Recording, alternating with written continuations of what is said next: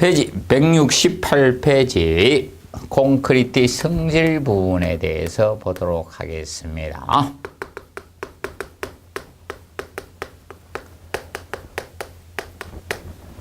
먼저 1번에 블리딩 개념이 나오고 있습니다. 블리딩.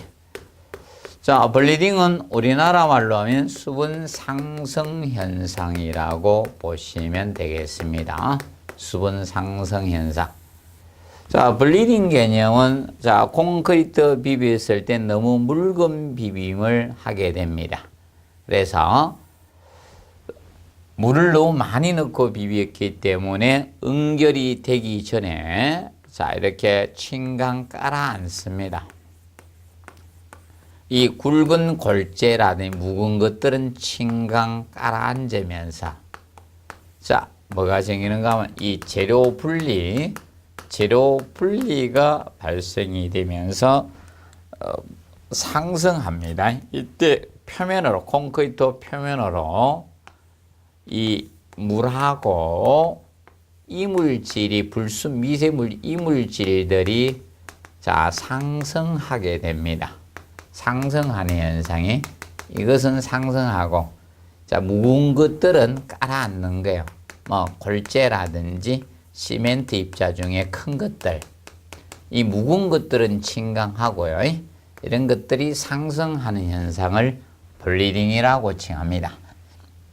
이때 블리딩에 의해서 위에 부분에 자, 나중에 물하고 올라왔는데 이것이 물이 증발되고 이 이물질이 하얗게 백색 이물질이 남게 되는데 이 백색 이물질을 레이턴스라고 합니다. 레이턴스. 얘를 레이턴스라고 칭하고요. 여기 2번에 레이턴스고요. 자, 그러면 블리딩은 왜 발생이 되는가? 원인적인 측면을 살펴보도록 하겠습니다. 원인은 가장 큰 원인은 사실 가다한 물의 사용으로 발생합니다. 가다한 물의 사용 개념이 된다라고 보시면 됩니다. 가다한 물의 사용. 결과적으로 물 시멘트 비가 지나치게 크다는 겁니다. 물 결합 제비가 물 시멘트에 크거나 또는 슬럼프 값이 크다는 거겠죠. 슬럼프 값이 클 때 생긴다라고 보시면 됩니다. 결과적으로 물을 많이 사용했다는 것은 댐 비빔보다는 묽은 비빔이라는 거죠. 콘크리트의 묽은 비빔을 했을 때 이 블리딩은 발생한다라고 보시면 되겠습니다. 자, 그리고 이 부적합한 이런 골재 사용 시 이물질이 많이 포함된 골재 같은 거나 이런 걸 사용했을 때 이 블리딩 현상이 발생한다라고 보시면 되겠습니다. 그럼 이 블리딩은 개념상 이 블리딩을 찾는 유형이 한번 기출이 되었었습니다. 그러면 이 블리딩의 그 영양적인 측면 간단히 살펴보시고요. 절근과 부착 강도가 저하됩니다.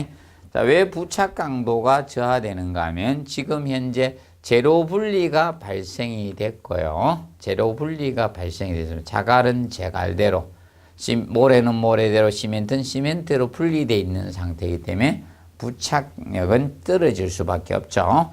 그리고 2번에 블리딩 속도보다 이 수분 상승하는 속도보다 표면 증발이 빠르면 균열이 생기는데 그 균열, 건조 수축이 한 균열은 자, 이렇게 생깁니다. 블리딩 현상에서 생기는 건조 수축 균열 개념은 자, 슬래브가 있을 때 이 균열은 양방향으로 이렇게 닫혀집니다. 그래서 바닥판 같은데 이렇게 바둑판 모양 형태로 균열이 가면 이것은 바로 블리딩 현상에서 생기는 균열이라고 보시면 되겠습니다.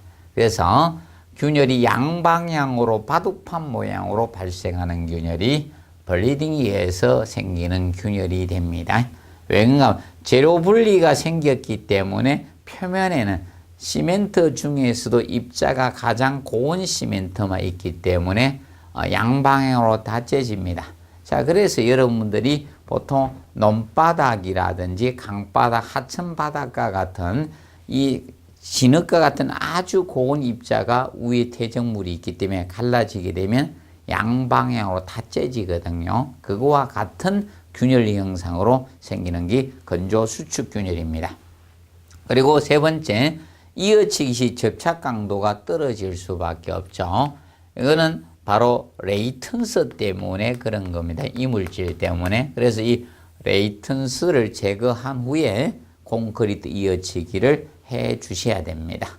그리고 4번에 블리딩이 크면 투수 투기성이 증가될 수밖에 없다. 블리딩 생기면요, 재료 분리 생겼죠. 균열 발생하죠. 그러니까 외부에서 자, 이 물이나 이런 탄산가스 침투가 빠를 수밖에 없습니다. 그래서 중성화가 빨리 촉진될 수밖에 없습니다. 그래서 블리딩이 생기면 안 좋습니다. 그래서 블리딩률을 최대한 적게 사용을 해야 된다고 했죠. 그래서 아까도 거기 뭐 3시간에 3% 이하, 고강도일 때 1% 이하, 블리딩이 율이 최대한 적은 것이 좋은 겁니다. 많이 생겨서는 좋지 않습니다.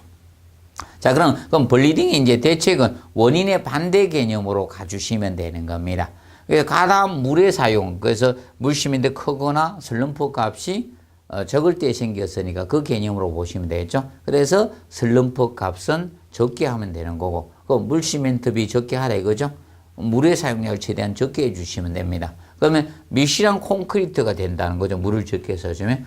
제작을 하면 적게 생깁니다. 그리고 골재 중에 부적합한 유해물질이 많이 섞인 골재를 사용하는 부적합한 골재 사용하니까 생기니까 그 유해물이 적은 골재 사용해주고 분말도가 높은 시멘트 사용해주면 돼요. 그러면 분말도가 높다는 것은 시멘트와 같이 가루로 된 것은 그 입자를 분말도로 나타냅니다. 그래서 분말도가 높다는 것은 시멘트 입자가 곱다는 겁니다. 그러면 이런 블리딩이 적어지게 됩니다. 그래서 알아두시면 되겠습니다. 그리고 세 번째, 크리퍼 현상에 대해서 보도록 하겠습니다. 크리퍼. 크리퍼는 소성 변형 장기 처짐이라고 합니다. 소성 변형 장기 처짐. 이렇게 봅니다. 크리퍼 소성 변형 장기 처짐. 이거는 한번 출제가 되었습니다. 16회 때 한번 기출이 되었었죠. 그래서 이 소성 변형, 자, 이 장기 처짐 크리퍼는 콘크리트 일정 하중을 계속 가하면 하중의 증가 없이도 변형이 계속 증대되는 현상을 크리퍼라고 합니다.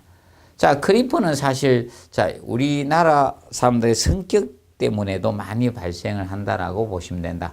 빨리빨리 문화 때문에 콘크리트가 충분한 강도가 확보된 상태에서 위에 작업을 해야 되는데 바쁘다 보니까 1층 콘크리트 탓을 하고 나서 2층 할 때 뭐 좀 며칠 있다가 또 2층 작업 뚝딱뚝딱 합니다. 그럼 하중을 가요. 강도가 나오지 않은 상태에서 하중을 지속적으로 가니까 변형이 계속 늘어날 수밖에 없는 것이 바로 크리퍼, 소성 변형 장기 처짐이라고 보시면 된다. 그래서 이거는 잘 이해가 안 되는 분들은 우리가 책꽂이로 자 생각하시면 된다. 책꽂이에 자 책을 꽂았으면 하중을 가했다가 다음날 빼버리면 처짐이 안 생깁니다. 그런데 그 하중을 책을 계속 꽂아서 보지도 않는 책을 꽂아놓고 장기간 이렇게 계속 하중을 갑니다. 그러면 하중에 증거 없이도 자 1년, 2년 지나서 책을 빼게 되면 이렇게 처지 있습니다. 그것이 바로 크리퍼 소성 변형 장기 처짐이라고 보시면 됩니다. 자, 그래서 그 크리퍼 현상은 항상 기억하자. 하중에 증거 없이도 변형이 계속 증대되는 현상을 우리가 크리퍼라고 합니다. 그래서 그 169페이지 재령이 적은 콘크리트 지하시기가 빠를수록 그러면 실제 콘크리트 재령 부재재자 나이령이라 했죠. 재령이 적은 콘크리트에 아직 자 콘크리트 친지 기일이 지나지 날짜가 지나지 않은데 하중을 가하는 시기 제한은 하중을 가하는 걸 제하라고 하죠. 제하 시기가 빠르면 크리퍼는 커질 수밖에 없는 거다. 그래서 예로 저겁니다. 옛날에 지금 90대에 있는 할머니들이 꼬부랑 할머니들이 많죠. 넘는 분들이. 그 이유가 그때 당시에 사시는 분들은 산후 후에 산후조리를 없이 바로 일하시고 본인이 똥걸레 빨고 이러다 보니까 이 크리프 현상이 많은 거죠. 그래서 일반적 일정 기간이 뭐 산후조리 21일 갖추는 이런 보양 기간이 있어야 되는데 그런 거 없이 바로 했기 때문에 그런 문제가 생기는 거죠. 그리고 강도가 낮을수록 물시멘트비가 클수록 보통 크리프는 커집니다. 그러면 강도가 나오지 않는 상태에서 하중가했기 때문에 그렇습니다. 그래서 어느 정도 강도가 나온 상태에서 하중가하면 가는 게 없는데 강도가 나오지 않는 상태에서 하중을 가하니까 크리프는 커집니다. 그리고 물시멘트비가 커지면 강도가 떨어진다 했죠. 그래서 같이 가는 겁니다. 그리고 대기 습도가 적을수록 왜 그런가 하면 자, 이 콘크리트는 자, 이 개념입니다. 대기 중에 습기를 흡수해서 계속 수화작용해서 강도가 발생하는 겁니다. 그런데 주변에 습기가 적으면 그만큼 그 수화작용을 이렇게 해서 경화가 안 생기죠. 강도가 안 생긴다는 겁니다. 그래서 습도가 적을수록 그러면 건조가 높을수록 이 크리프는 커집니다. 그래서 사막지방 이런 데는 건조하죠. 그래서 보통 더 안전을 많이 두고 있습니다. 피복 두께 같은 걸. 그리고 양생이 나쁘면 크리프는 커집니다. 그래서 양생이 좋을수록 크리프는 줄어듭니다. 그래서 수분 양생을 많이 해줄수록 크리프는 줄어들 수밖에 없습니다. 그리고 제하 응력이 클수록 크리프는 커집니다. 그럼 쉽게 얘기하면 책꽂이에 책을 한 권 꽂아 놓으면요 처짐은 잘 없습니다. 책을 많이 꽂아 놨기 때문에 크리퍼가 많이 발생하는 겁니다. 그리고 단면 치수가 적을 때 크리퍼가 커져요. 단면이 크게 되면 크리퍼는 줍니다.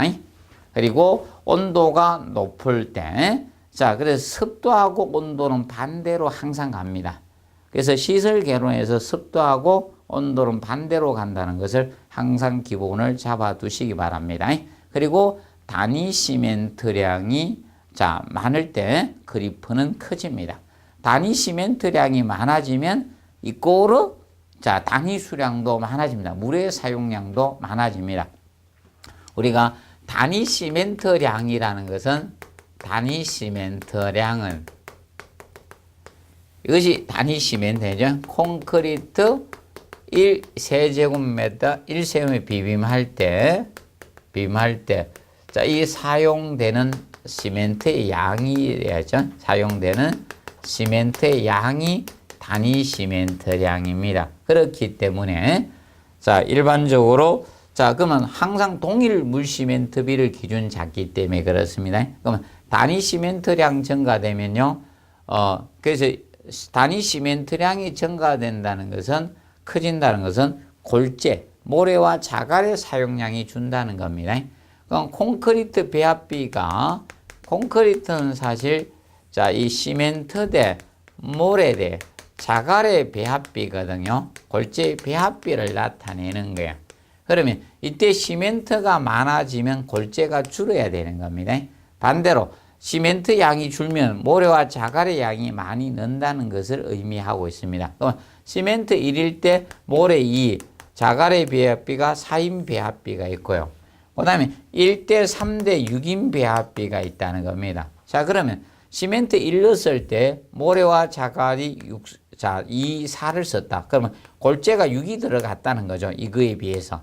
근데 시멘트 1일 때 모래, 자갈 이게 3이고 6이 됐습니다. 그러면 이거는 시멘트 1 쓸 때 골재가 9개 들어갔다는 거거든요. 그러면 결국 1 입방에다 비빌 때 자, 9개 들어간 거, 6개 들어간 것 중에 이게 시멘트가 많이 들어간 겁니다. 그래서 이걸 보통 부배합이라고 하고요.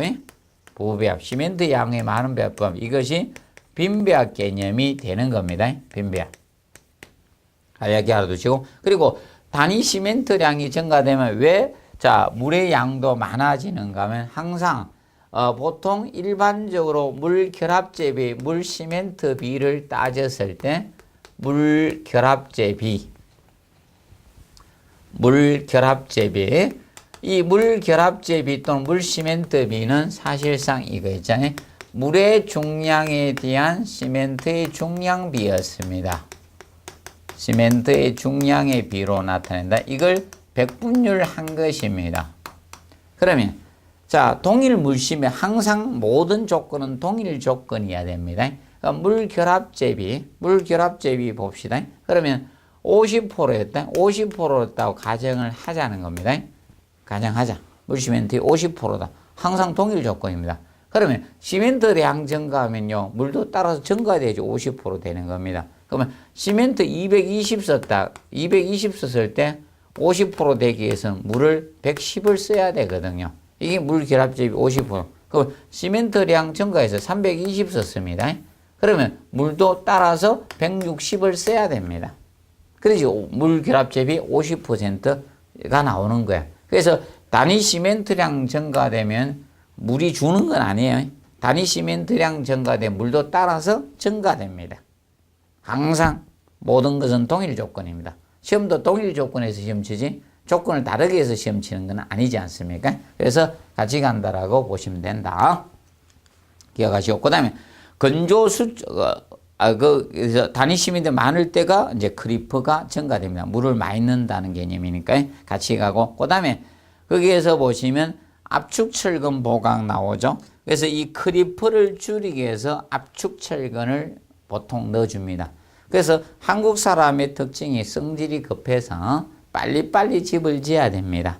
그러면 콘크리트 크리프는 생길 수밖에, 처짐은 생길 거고, 그래서 때려 넣는 겁니다. 보통 우리가 배웠을 때 철근은 인장력을 부담하고 콘크리트가 압축력을 부담한다고 설계는 했지만 실제적으로 우리가 사용할 때 압축철근도 때려 넣고 있는 겁니다. 바로 우리나라 사람 성격상 문제가 되기 때문에 이 압축철근이 바로 이 크리퍼, 소성병형, 이 장기 처짐을 줄이기 위해서 철근을 때려 넣는데 그 철근이 압축철근이 됩니다. 그래서 주의해서 자, 정리를 해 두시고, 그 다음에 건조수축이 나옵니다. 건조수축. 자, 건조수축은 잉여수분의 증발로 발생하는 겁니다. 잉여수분의 증발로 생기는 게 건조수축입니다. 자, 그러면 건조수축 개념은 이거라고 보시면 된다. 보통 수화작용이 필요한 물만 넣으면 비빔 자체가 안 돼요. 콘크리트 안 비벼집니다. 제가 수화작용이 필요한 물만 넣고 비벼보니까 비빔이 안 됩니다. 그렇기 때문에 실제 비빔도 해야 되고 콘크리트를 그 부진 내부에 때려 넣어야 되죠. 시공 연도도 좋아야 됩니다. 그렇다 보니까 물은 많이 쓸 수밖에 없는 겁니다. 그럼 실제 한 비빌 때 수화장이 필요한 게 한 2개인데 실제 비비면 보통 콘크리트 한 6개 정도 넣는 거예요. 그렇기 때문에 나머지 수분이 증발이 될 수밖에 없는 겁니다. 그 수분 증발은 수화작용에 의한 수화열에 의해서 수분 증발이 될 수밖에 없죠. 그때 건조수축이 생기는 겁니다. 그럼 잉여수분 증발로 건조수축이 생기는데 건조수축이 생기면 같이 뭐가 가는가 하면 균열이 비례관계로 정립이 됩니다. 그러면 건조수축이 커지면 균열 발생이 많아지는 개념이 되겠습니다. 그래서 이 건조수축은 2번이나 기출됐습니다. 2번 기출이 됐고요. 그래서 마지막 14회 때 나왔었는데 그 앞으로 뭐 준비를 하기 위해서 알아둘 건 균열 유형이 아직 안 나왔거나 종합문제 지문 형태로 나올 수 있다고 보시면 되겠습니다. 건조수축은. 그러면 균열은 어떻게 생기느냐? 자, 이겁니다. 균열은 바닥판이 있을 때, 자, 입술을 연상하시면 된다. 겨울철에 입술에 균열 가는 게 건조수축이 한 균열이라고 보시면 됩니다. 그래서 입술이 이렇게 있을 때, 자, 겨울철에 난방을 하니까 입술에서 수분이 증발됩니다. 그러면서 째지는 거예요. 여기가 제일 잘 째집니다. 여기가 여기 특히 안쪽으로 많이 째집니다. 왜냐? 침 발랐기 때문에. 침을 바르면 여기 침이 증발되면서 째지는 거예요. 그래서 우리도 일반적으로 저도 괜히 수업하면서 한 번씩 침을 한 번씩 연습한다고 발랐더니 째지가 한동안 따구었었는데 그 다음부터 다시 안 바르고 있는데 그래서 이 방향 장변의 직각입니다. 그래서 이렇게 균열이 가는 거예요. 한 방향으로 이렇게 가면 이거는 건조수축 균열입니다. 일반 건조, 이유수분 정발이고, 블리딩에서 건조 수축균은 양방향으로 다 가는 거다. 바둑판 모양이고요. 그 건조 수축과 이 균열의 유형 형태가 달라진다라고 보시면 되겠습니다. 기억을 해 두시고요. 그리고 이 건조 수축 균열은 지하층의 경우는 잘 안 생깁니다. 왜냐하면 지하층은 외부의 영향을 적게 받지 않습니까? 그래서 보통 지상층에 많이 생겨, 특히 옥상 이런 데는 건조 수축 균열이 많이 발생한다라고 보시면 되겠습니다. 그리고 지금까지 전례에서 지하층은 거의 잘 생기지 않습니다. 그런데 롯데는 지하층에서 생겼는데, 자, 그래서 건조 수축 균열에 대해서 정리를 하시고요. 그러면 거기에서 이제 혹시 이제 균열 유형 봐두고 혹시나 해서 그 몇 가지만 살펴보도록 하겠습니다. 그러면 물의 양이 많아지면 건조 수축은 자, 우리가 증가될 수밖에 없습니다. 그래서 이 물 시멘트비, 그러면 물 시멘트비 또는 물 결합제비라고 한다 했죠. 물 결합제비. 물 결합제비하고 건조 수축은 이 두 가지는 비례 관계예요. 두 가지는 비례 관계가 성립이 됩니다. 많아지면 커집니다. 잉여수분 정발이니까. 그리고 단위 시멘트량하고 비례 관계요.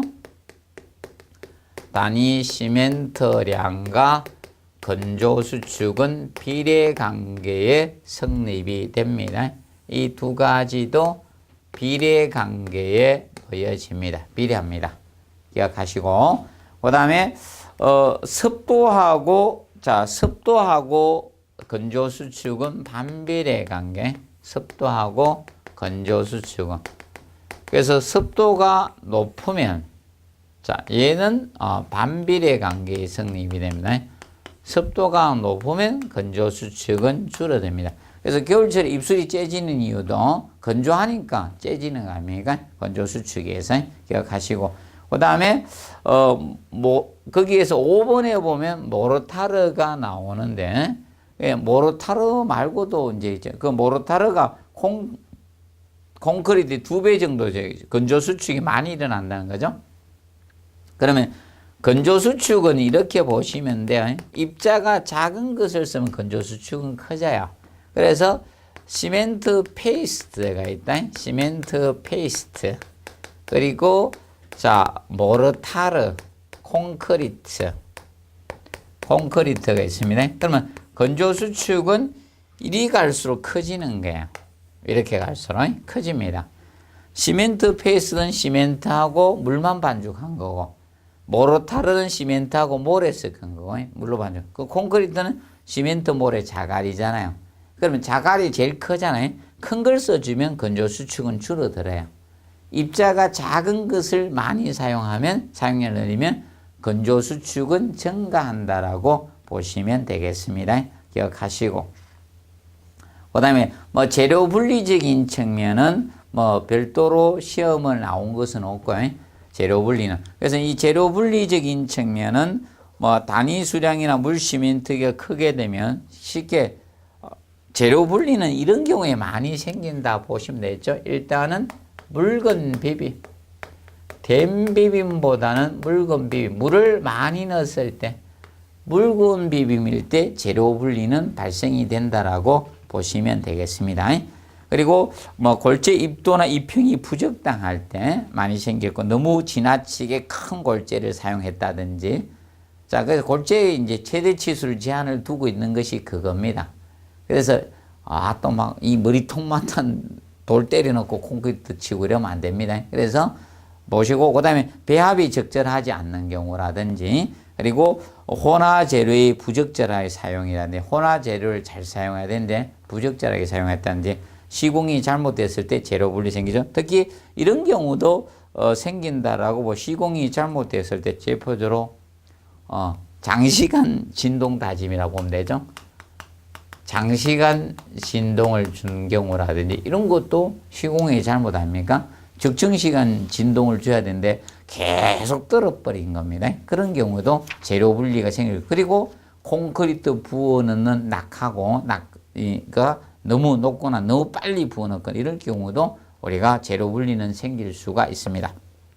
그리고 170페이지 굳지 않은 콘크리트 성질은 간략히만 알아두시고요.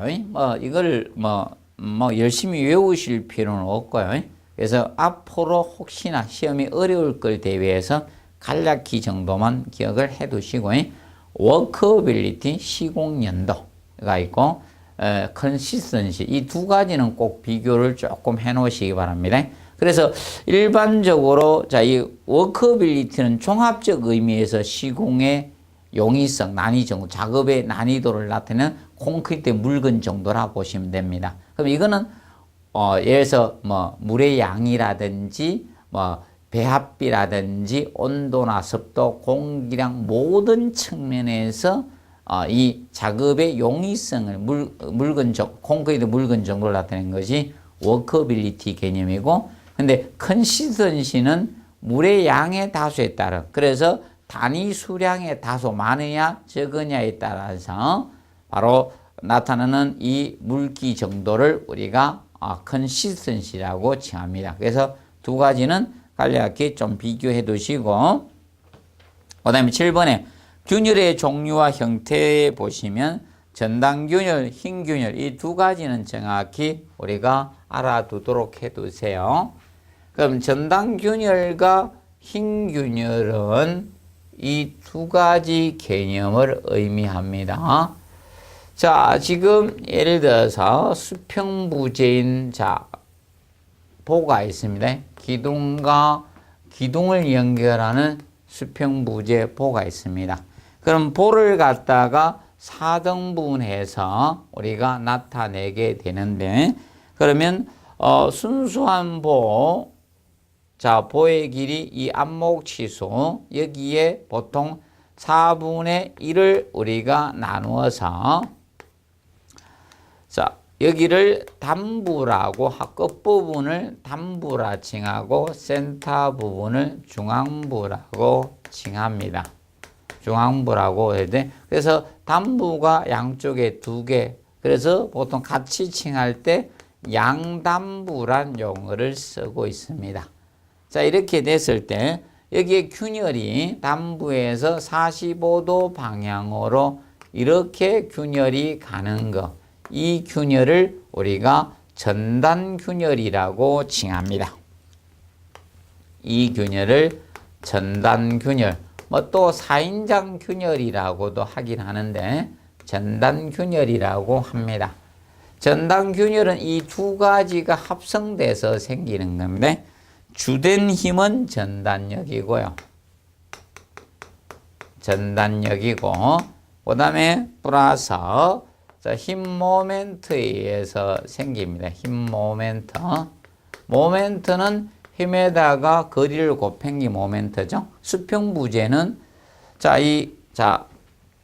우리가 하중을 가면 힐 수밖에 없죠. 그래서 힘 모멘트가 발생해요. 그러면 힘 모멘트가 생기면 거기에 인장력이 생기거든요. 잡아당기는 인장력이 발생해요. 그래서 두 가지에서 이렇게 45도 방향으로 균열이 가게 됩니다. 45도 경사로 균열이 가게 됩니다. 그래서 이걸 방지하기 위해서, 이 전단균열을 방지하기 위해서 우리가 무엇을 사용하는가? 방지 측면에서 전단보강근을 사용해야 됩니다. 전단보강근을 사용해서 우리가 방지를 하고 있습니다. 그 전단보강근의 대표적인 철근이 전단보강근을 사용을 합니다. 보강을 하는데 그것이 늑근 스트럭 개념이 됩니다. 늑근을 보통 사용이 하고 있고요. 그 다음에 여기 흰균열은 중앙센터입니다. 이 수직으로 균열 가는 거, 이것이 흰균열이 됩니다. 흰균열인데, 흰균열은 보통 이렇게 힘 모멘트가 발생합니다. 그래서 힘 모멘트에서 생기기 때문에 밑에 인장력이 작용이 돼요. 그래서 흰균열은 힘 모멘트에서 발생이 되는 거예요. 힘 모멘트에서. 바로 인장력 때문에 흰균열이 발생을 합니다. 그래서 이거는 방지를 하기 위해서 자, 보통 주철근을 배근해야 되죠. 주철근. 보통 주근이라 하죠. 바로 축방향 철근이 됩니다. 축방향 철근. 축방향 철근이라고도 하고 이 축으로 가는 철근을 넣어줘서 방지할 수 있죠. 축방향 철근, 주근, 주철근이라고 칭합니다. 이걸 넣어서 방지할 수 있다. 그래서 자, 이 보의 중앙부에서 수직으로 가는 균열이 흰균열이고 45도 방향으로 균열을 가는 것을 전단균열이라고 합니다. 자, 그러면 왜 이 발생이 되는가 하면 자, 이 보에서 생기는 전단력도를 나타내면 이 전단력. 전단력은 이렇게 발생이 됩니다. 자, 보통 전단력 크기는 센터가 최소가 되고 이런 크기로 전단력이 생겨요. 기둥 가까이 갈수록 전단력이 커져요. 절단하면. 그래서 최소가 되는 게 센터예요. 중앙부가 최소가 됩니다. 자, 그런데 힘 모멘트도는 도자는 그림 도자입니다. 그림으로 나타낸 거고요. 자, 힘 모멘트는 자, 이런 형상으로 힘 모멘트가 발생이 됩니다. 부재에서 이렇게 발생이 됩니다. 이런 형상으로 힘 모멘트 크기가 발생이 됩니다. 그러면 제로가 되는 지점이 4분의 1 지점이 힘 모멘트는 제로가 되고 맥시멈이 되는 게 최대야. 그 다음에 이제 기둥 가까이 커집니다. 그렇다 보니까 일반적으로 자, 이거죠. 단부 쪽에서는 힘 모멘트도 크면서 전단력도 생겨요. 그럼 두 가지가 합성돼서 균열이 45도 방향으로 가고 근데 센터에서는 힘 모멘트만 최대가 되고 전단력은 제로예요. 그래서 수직으로 균열이 가게 됩니다. 이 두 가지 힘에 의해서. 그래서 간략히 여러분들이 비교해서 알아두시기 바랍니다. 그래서 자, 여기에서 균열이 가는 유형은 차이가 있다. 이렇게 봐두시면 되겠습니다. 자, 그래서 시험은 유일하게 45도 방향, 요것이 시험에 출제돼 전단력을 찾는 유형의 문제가 나왔었습니다. 간략히 한번 봐두시고 그 다음에 171페이지에 보시면 균열 발생 원인 개념이 나와요. 그래서 재료 성질적인 측면과 주위 환경 그리고 시공 상태. 그래서 17회 때 균열의 원인을 모두 고르세요. 이렇게 낸 유형으로 나왔습니다.